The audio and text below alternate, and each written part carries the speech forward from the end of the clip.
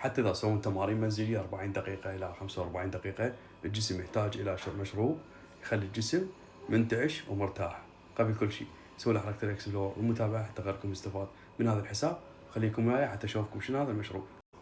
نجي على المشروب، 3 برتقالات أو 4 برتقالات العفو. أهم فقرة الليمونة.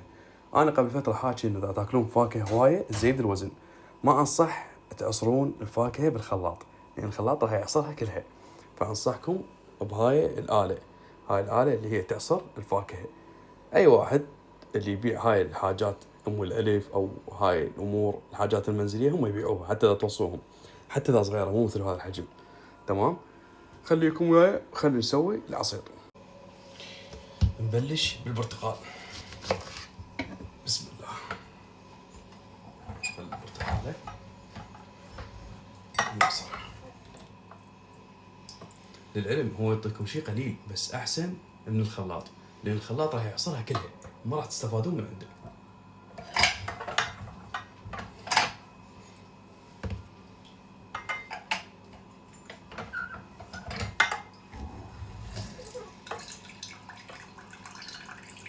تعصرون 3 برتقالات 4 برتقالات 2 3 ما يكفل. هاي بعد التمرين لأن يخلي الجسم ينتعش ومرتاح.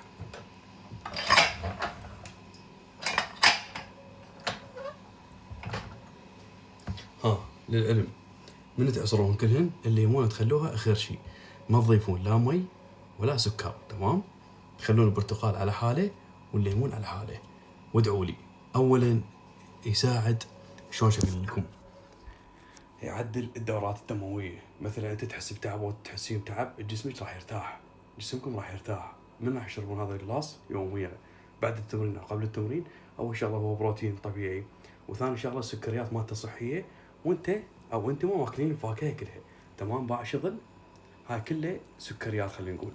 هاي إذا بالخلاط هذين كلين راح ينعصرن وما راح تستفادون شيء، راح تحسون بمرورة، راح تلعب نفسكم وراح تذبون.